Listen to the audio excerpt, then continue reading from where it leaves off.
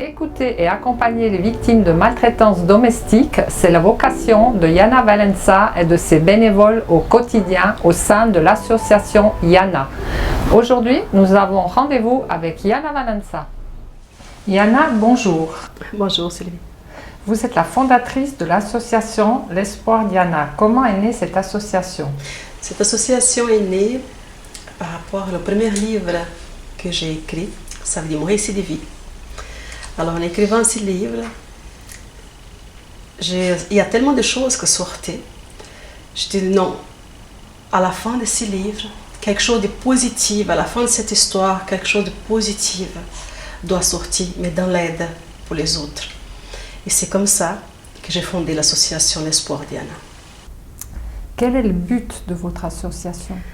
Le but de l'association, c'est d'abord une grande écoute, parce qu'il faut une grande écoute à la personne qui vient demander de l'aide d'abord, l'accompagner aussi, que ce soit elle, que ce soit aussi la famille, parce que c'est aussi la famille aussi qui sont touchés, les enfants, la mère, le frère, tout ça. Et aussi les diriger par rapport à leurs besoins à d'autres professionnels aussi compétents dans la thématique contre la violence domestique. Vous avez passé des maltraitances vous-même, pouvez-vous nous en parler? Oula, moi j'ai vécu 44 ans de maltraitance. Moi je dis toujours, j'ai tombé dans la marmite quand j'étais petite. Parce qu'au départ, j'avais une mère très violente qui ne voulait pas des enfants, du tout. Et plus tard, quelques années plus tard, j'étais mariée à un homme qui ressemblait étrangement à le comportement de ma mère. Ça veut dire que des fois, je dis même, on dirait que c'était son frère jumeau, un degré d'agressivité, qu'elle soit physique ou psychologique. Avez-vous réussi à pardonner? Oui, je crois que si je n'aurais pas pardonné, je ne pourrais pas avancer, mais que c'est important de dire, j'ai réussi à pardonner, à prendre du recul, mais je n'oublie jamais rien. Parce que c'est si passé, et voilà, ça fait partie de ma vie.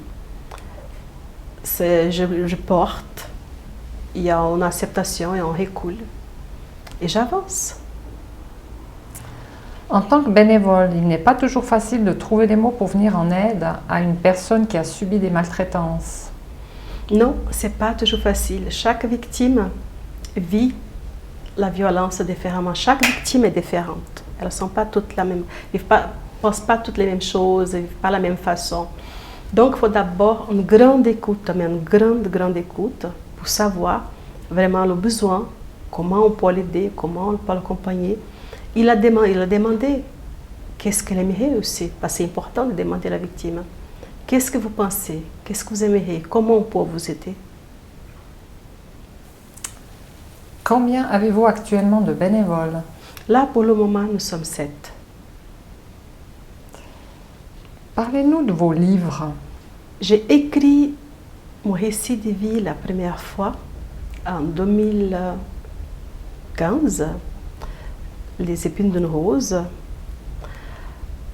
En écrivant ce livre, j'avais besoin de respirer parce que c'est vrai, je m'étouffais en écrivant, en sortant toutes ces choses, un derrière l'autre. C'était terrible, horrible. J'ai commencé à écrire des poèmes pour respirer, pour voir autre chose. Alors j'ai pris goût même, j'ai vu comme quoi mes poèmes, ça me donnait cette envie, comment dire, de voyager, de voir autre chose, de partir de mon histoire. Ça vous délivrait? Ça m'apaisait. D'accord. Ce livre est un récit de vie assez douloureux. Comment on s'en sort après tout ce que vous avez vécu? Le déclic que je dis toujours, c'était ma fille. Parce que si je n'aurais pas ce déclic avec ma fille, je ne sais pas qu'est-ce que ma vie serait devenue. Je ne sais pas si je serais encore là, ou je ne sais pas si mon ex-mari serait encore là. Parce qu'en la voyant aller à l'école, je voyais un peu comment ça s'est passé avec les autres couples, avec les autres mamans, avec les autres papas, les autres enfants. Et c'est vrai que le fait que mon ex-mari a commencé Je voyais qu'il commençait à maltraiter ma fille. Bon, la maltraitance, ça a commencé déjà depuis qu'elle était petite. Mais après, c'était d'autres maltraitances quand elle a commencé à parler. Par exemple, tu ne parles pas la langue de ta mère, à part de ça ici, tu restes dans ton coin, tu ne bouges pas, tu ne parles pas, tu es de trop, tu arrêtes maintenant. Ça veut dire d'autres choses justement assez horribles qu'il faisait. Justement, la petite, elle n'avait pas le droit d'avoir des amis. Ça veut dire les amis qui venaient à la maison, s'il y avait des amis qui venaient à la maison, ou ils étaient pas assez bien pour elle, ou elle était trop bien pour eux. Donc le fait qu'elle était isolée. Et ça aussi, il me répétait, depuis que je l'ai connu, il m'a toujours dit, t'es pas, d'un côté oui, eux ils sont trop bien pour toi, ou ils sont pas trop bien pour toi, ou toi tu vois rien. Tu es trop bête, tu peux pas avoir des amis. Et si elle parle avec toi, c'est pas pitié, parce qu'elle t'aime pas. Tu es trop moche, tu es trop bête. Tu es la femme la plus stupide du monde, la plus moche au monde. Ces mots-là, ça a commencé aussi gentiment avec ma fille, dès qu'elle a commencé à parler. Est-ce que c'est ce qui vous a fait prendre la décision de partir? C'était en voyant qu'il était en train de reproduire avec ma fille la même chose. Et là, il y a eu le déclic. J'ai eu la chance de rencontrer aussi une dame qui m'a demandé, parce qu'elle me voyait tout le temps pleurer. Je pleurais beaucoup. À la cour d'école, dès que quelqu'un venait vers moi, alors qu'il parlait quelque chose, j'ai baissé la tête, j'ai dit est-ce qu'on va boire un petit café? J'ai pleuré à table tout le temps. Mais après, cette dame comme m'a demandé est-ce que tu serais d'accord de venir dans une association pour parler? Juste pour parler. Je dis oui, pourquoi pas. Et c'était là que j'étais justement à l'association La Vie, que j'ai écouté pendant... J'ai resté sur assez longtemps, parce que c'était très difficile. Parce que quand j'étais chez eux, dans ma tête, j'avais les échos de mon ex-mari qui me disait « Tu parles avec personne parce qu'il va casser notre mariage ». Ça, je n'oublierai jamais. Alors, ça veut dire que la personne qui était en face de moi pour m'aider, ces mots à elle, c'était léger comparé à tout ce que mon ex-mari disait. Il faut parler avec personne parce qu'ils vont casser notre mariage. Et ça a duré pendant longtemps. Alors, quelques mois, je dirais même une année après, j'ai donné encore une chance à mon ex-mari. J'ai dit à la dame qui avait mon dossier, à l'association La Vie, je dis écoutez, il va changer. Il m'a promis. Mon ex-mari, il a dit pendant 3 mois, tu ne vas pas là-bas, tu verras, je vais être gentil avec toi. Alors j'ai expliqué à cette dame, elle a dit mais il ne va pas changer. Vous avez vraiment cru qu'il changerait? Ah oui, oui, j'ai cru. Parce que je l'ai expliqué que j'étais dans une association et qu'il m'avait dit que tout ce qu'il me faisait, c'était mal.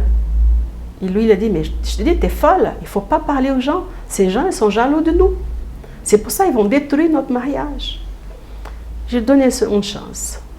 C'était pire. C'était pire. Alors je suis retournée en arrière. Et nous avons continué le processus avec leur psychologue. Jusqu'au jour où j'ai quitté la maison avec ma fille et mon chien. Sans rien, j'avais rien. J'ai dû partir.